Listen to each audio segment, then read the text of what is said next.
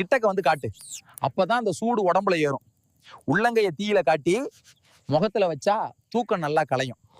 இப்பதான் கண்ணு அசந்தேன், அதுக்குள்ள லைட் வந்துருச்சு. லைட் நல்லா பிரகாசமா எரியுது பாரு. இன்னைக்கு மோட்டர் மக்கர் பண்ணாம ஓடினா சரி. வோல்டேஜ் மீட்டரை முதல்ல பாரு. 380க்கு மேல இருந்தா தான் மோட்டர் தாங்கும், இல்லன்னா காயில் புகஞ்சிரும். போன மாசம் மாதிரி 5000 ரூபாய் செலவு வைக்காத. தினமும் இதே வேலையா போச்சு.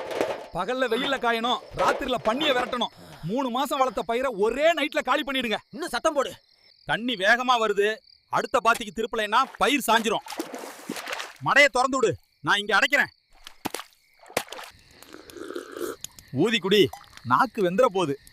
பையில ஏதாவது பிஸ்கெட் இருக்கான்னு பாரு. போன வாரம் வாங்கின பாக்கெட் ஒன்று கிடந்துச்சு. தண்ணி நிக்கிற இடத்துல தான் கொசு ஜாஸ்தியா இருக்கு.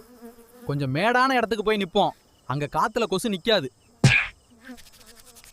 வரப்பு முழுக்க நண்டு வலை தோண்டி வச்சிருக்கு. காலை பார்த்து வை, சகதி வேற காலில் அப்பிக்குச்சு. அதுவும் நம்ம தோட்டத்து ஜீவன் தான். எலிய பிடிச்சி தின்னுட்டு போட்டோம், நாம அதை தொந்தரவு பண்ண வேணாம்.